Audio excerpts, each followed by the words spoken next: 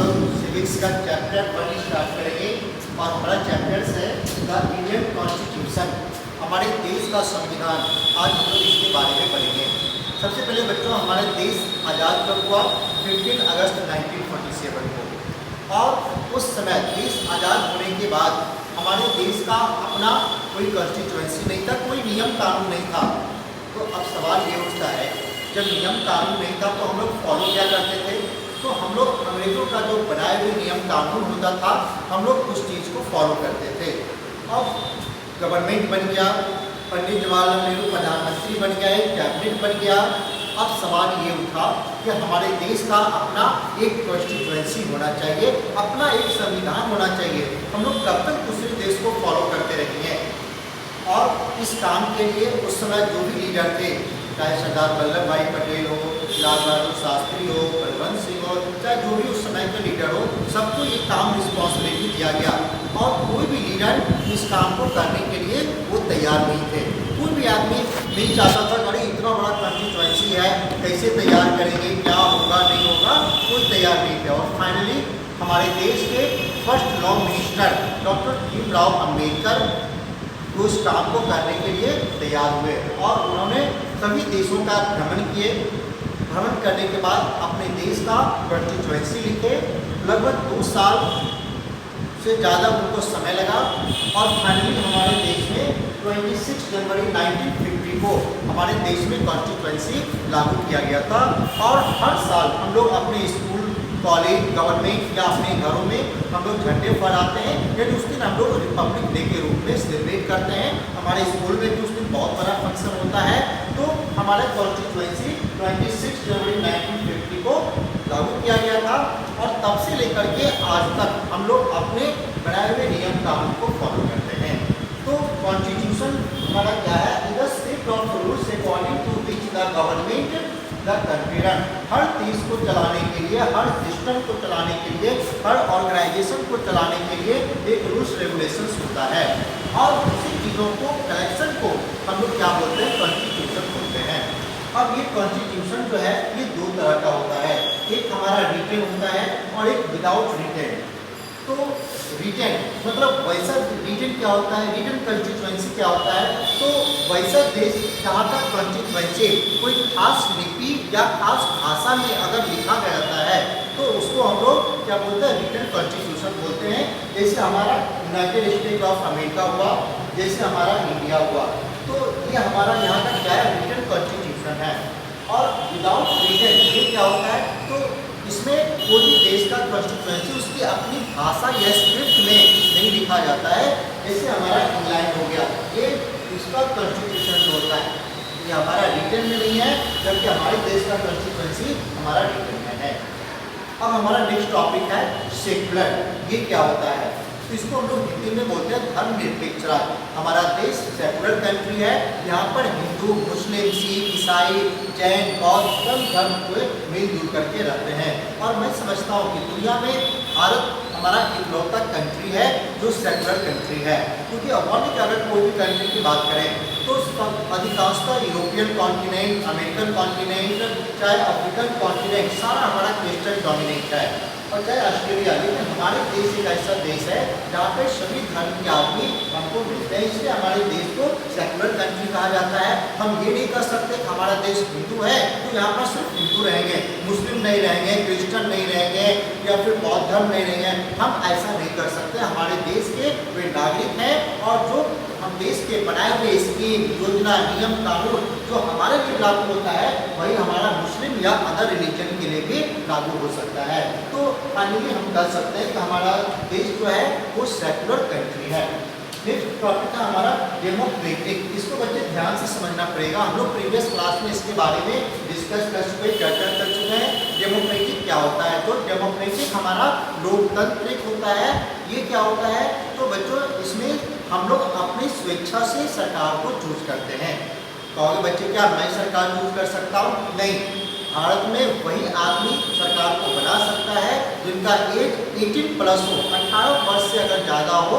तो लिस्ट नहीं, वोट दें जितना भी वो चलेगा वो आदमी सरकार को चूज कर सकते हैं। मैं वोट दे सकता हूँ, तुम्हारे मम्मी पापा वोट दे सकते हैं, लेकिन तुम लोग वोट देने का अभी एप्लीकेबल नहीं हो। जब तुम लोग सर्टिफिकेट एज के अनुसार से 18 ईयर्स के हो जाओगे तब तुम लोग अपने वोट दे सकते हो। तो कहने का मतलब ये हुआ कि हमारा देश डेमोक्रेटिक कंट्री है, यहाँ की सरकार को हम लोग चूज करते हैं और जब वो सरकार हम लोग चूज करने जाते हैं, वोट डालने जाते हैं, तो वोट डालने के दिन हम लोग के मन में क्या ख्याल आता है ये कि मेरा कैंडिडेट अच्छा होना चाहिए जो हमारी प्रॉब्लम को अपनी प्रॉब्लम समझे। ऐसा नहीं कि हम प्रॉब्लम में और जब भी हम उसके पास जाए तो वो हमारे हमसे मिलना जुलना बंद कर देता हूँ। ऐसे कैंडिडेट को हम लोग नेक्स्ट इलेक्शन में क्या करते हैं, टर्मिनेट कर देते हैं। और बच्चे हम लोग अपने क्लास में पढ़ चुके हैं कि हमारे गांव का मुखिया हो, शहर का वार्ड पार्षद हो, राज्य का चीफ मिनिस्टर हो, राज्य का गवर्नर हो, देश का प्रेसिडेंट हो, देश का प्रेसिडेंट प्राइम मिनिस्टर हो, कोई भी हो, वो एक बार अगर बन जाते हैं वो 5 ईयर्स तक रहते हैं, 5 साल तक रहते हैं। इंसिडेंट कोई बीच में अचानक कोई कॉज नहीं होना चाहिए। जैसे कोई और पोस्ट पर आदमी है, अचानक सडनली उनका मृत्यु हो जाता है, कोई एक्सेप्शनल केस है। ऐसे जब आप एक बार पोस्ट पर बन जाते हैं तो 5 सालों तक आपको रहना पड़ेगा। तो अगर डेमोक्रेटिक कंट्री में हम देखें कि अगर वो एक बार बन जाता है, वो हमारे अनुसार से काम नहीं करता है, तो हम लोग उनको क्या करते हैं, टर्मिनेट कर देते हैं। तो ये हमारा डेमोक्रेटिक कंट्री है। उसके बाद है बच्चे हमारा जस्टिस। हमारे कॉन्स्टिट्यूएंसी ने इस बात को हम लोग को अधिकार दिया है कि हर आदमी जस्टिस करे, चाहे कोई भी आदमी गलत काम करे। हम देखते हैं अगर रोड पे एक साधारण आदमी अगर गलत काम करता है तो उसको तुरंत पुलिस अरेस्ट करके ले जाते हैं, लेकिन कोई अगर पोस्ट का आदमी है तो अगर वो गलत काम करता है तो क्या वो बच जाएगा? कोई अगर मिनिस्टर्स का अगर बेटा अगर कोई गलत काम करता है तो क्या वो बच जाएगा? कोई प्राइम मिनिस्टर या चीफ मिनिस्टर अगर देश के साथ धोखा करता है या करप्ट करता है तो क्या वो बच जाएगा? नहीं बच पाएगा। हमारा कॉन्स्टिट्यूशन के सामने सभी आदमी एक जैसा है। हाँ, यहाँ पर थोड़ा सा नियम है कि अगर कोई साधारण आदमी अगर गलत काम करता है तो पुलिस इमीडिएट उसको अरेस्ट कर देता है, लेकिन अगर कोई पोस्ट का आदमी है, कोई पोस्ट पर है, अगर वो गलत काम करता है तो सबसे पहले उसको वहाँ से रिजाइन देना पड़ता है। और जैसे वो रिजाइन देगा, जो भी सिक्योरिटी गार्ड, जो भी पावर वगैरह सब उसको दिया गया या जो भी चीज़ का मदद दिया वो सब उसे सीज किया जाता है। उसके बाद वो आम आदमी हो जाता है और फिर आम आदमी के जैसा ट्रीट किया जाता है। वैसे मैंने क्लास में मैंने एग्जाम्पल दिया था कि 1997 में हमारे चीफ मिनिस्टर लालू प्रसाद जी थे। 90 से 95 तक 5 साल तक वो चीफ मिनिस्टर रहे। फिर से इलेक्शन हुआ, फिर से वो चीफ मिनिस्टर बन गए, लेकिन यहाँ से उसने एक गलती कर दी है, वो देश के साथ करप्टेड किए, घोटाला कर दिए। लेकिन सवाल है अब चीफ मिनिस्टर है वो जेल में कैसे जा सकता है? फाइनली उनको रिजाइन देना पड़ा और जैसे वो रिजाइन किए वो आम आदमी हो गए और फिर उनको जेल जाना पड़ा। तो ओवरऑल कहने का जस्टिस हमारे देश में हर आदमी एक जैसा है।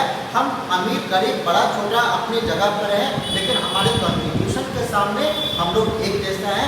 उस दिन ना कोई बड़ा होता है ना कोई छोटा होता है।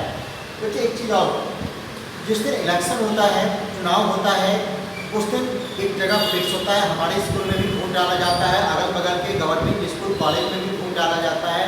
तो उस दिन का नियम है कि आप आएँ और नियमतः लाइन में लग करके आप वोट डालें। अगर उस राज्य का चीफ मिनिस्टर है, अगर वो वोट देने को देता है तो वो भी आएगा। अब ऐसा नहीं कि वो आएगा तो उसके सिक्योरिटी गार्ड हटो हटो हटो पहले चीफ मिनिस्टर वोट देंगे, नहीं। अगर उसके आगे 100 आदमी लाइन लगा हुआ है तो वो भी 100 आदमी के पीछे लाइन लगेंगे। यानी उस दिन वो चीफ मिनिस्टर थोड़ा देर के लिए नहीं रहेंगे, उस दिन वो आम आदमी है और आम आदमी के जैसा ही उनको पीछे लाइन में लगना पड़ेगा, अपने बारे का इंतजार करना पड़ेगा और फिर जाकर के उनको वोट देना पड़ेगा। नेक्स्ट टॉपिक है हमारा बच्चा इक्वलिटी। इक्वल से इक्वलिटी बना समानता। मैं अभी थोड़ी देर पहले मैं डिस्कस किया हूँ कि हमारे लोगों में ना कोई बड़ा है ना कोई छोटा है, यानी हम लोग अपने हिसाब से कर सकते हैं, लेकिन कॉन्स्टिट्यूशन के हिसाब से हम लोग ऐसा नहीं है। हर आदमी एक जैसा है। सरकार का जो भी स्कीम है, जो भी योजना होता है वो सभी आदमी के लिए है। हम ऐसा नहीं कर सकते हैं कि ये योजना है तो ये सिर्फ हिंदुओं के लिए है, ये योजना है तो ये सिर्फ मुस्लिम के लिए है। नहीं, ऐसा नहीं कर सकते। कोई भी इंस्टीट्यूशन है तो हम ये नहीं कर सकते सिर्फ हिंदू का है, सिर्फ मुस्लिम का है, सिर्फ सिख का है, ऐसा नहीं कर सकते। वो भारत का नागरिक है तो वो कहीं भी जा सकता है, हर आदमी एक जैसा है। उसके बाद फ्रैटर्निटी, ये क्या होता है? भाईचारा। गांधी जी कहा करते थे हिंदू मुस्लिम सिख ईसाई आपस में सब भाई भाई। तो इस तरीके से हमारे देश में फ्रैटर्निटी है, सब लोग आपस में एक जैसा है। हम लोग ना बड़ा है ना छोटा है, चाहे वो हिंदू हो चाहे मुस्लिम हो चाहे सिख हो चाहे ईसाई हो, सब आदमी मिलजुल करके रहते हैं। और किसी के ऊपर जब भी कोई नेचुरल डिजास्टर होता है, कोई एक्सीडेंट होता है, कोई फॉल होता है, तो हम लोग उसको ये नहीं सोचते कि अरे मुस्लिम है हम उसको मदद क्यों नहीं करेंगे। रास्ते में चलते रहते हैं, कोई अगर एक्सीडेंट कर गया तो हम लोग क्या करते हैं, उसको छोड़ देते हैं? नहीं, हम लोग जहाँ तक होता है उसको कॉपरेट करते हैं, मदद करते हैं। उस समय हमको ये नहीं पता रहता है ये हिंदू है, ये मुस्लिम है, ये सिख है, ये ईसाई है, ऐसा हम लोग नहीं सोचते हैं। कुछ साल पहले हमारे यहाँ ग्रुप पर हुआ था, सिखों का था, बहुत धूमधाम से हम लोग सेलिब्रेट किया। हमारी मेहमानबाजी को देख करके दुनिया बहुत गदगद हो गया था, खुश हो गया था, जबकि वो सिखों का पर्व था। तो फ्रैटर्निटी में हिंदू मुस्लिम सिख ईसाई हम लोग आपस में मिलजुल करके हम लोग रहते हैं। उसके बाद लास्ट है हमारा नीड ऑफ लॉ। इसमें क्या होता है कि सरकार का जो भी नियम कानून होता है उसमें हर कोई फॉलो करता है। अगर हम नियम कानून को फॉलो नहीं करेंगे तो हमको भी प्रॉब्लम होगा और साथ में दूसरे को भी प्रॉब्लम होगा। फॉर एग्जाम्पल देखते हैं, नियम है always walk on the left side of the road, हमेशा बाएं रोड पे बाएं साइड से चलना चाहिए। अब हम कहेंगे नहीं हम तो राइट साइड से चलेंगे, हम तो बीच साइड से चलेंगे, तो इससे क्या होगा, हमारे साथ भी प्रॉब्लम होगा, एक्सीडेंट होगा, ट्रैफिक जाम होगा और दूसरे को भी प्रॉब्लम होगा। तो फाइनली नीड ऑफ लॉ में जो सरकार का बनाया हुआ जो नियम कानून होता है उसको हम लोग को फॉलो करना चाहिए। अगर हम नियम कानून फॉलो करते हैं तो हमारे घर में जो छोटे भाई बहन हैं वो भी रूल्स रेगुलेशन को फॉलो करेंगे और नियम कानून को फॉलो करने से किसी को कोई प्रॉब्लम नहीं है। तो बच्चे आज का जो वीडियो था द इंडियन कॉन्स्टिट्यूशन के बारे में, उसमें ये सभी पॉइंट्स का मैंने 1 बाय 1 करके मैंने डिस्कस किया। तो आपको इसमें कोई प्रॉब्लम नहीं होगा, अगर कोई प्रॉब्लम होगा तो आप कमेंट जरूर करेंगे। और इस तरह से हमारा सीरीज का चैप्टर 1 जो है वो कंप्लीट हो गया। हम लोग नेक्स्ट वीडियो में इसका question answer, true false, matching या फिर समरी टाइप का एक बार और डिस्कस करेंगे।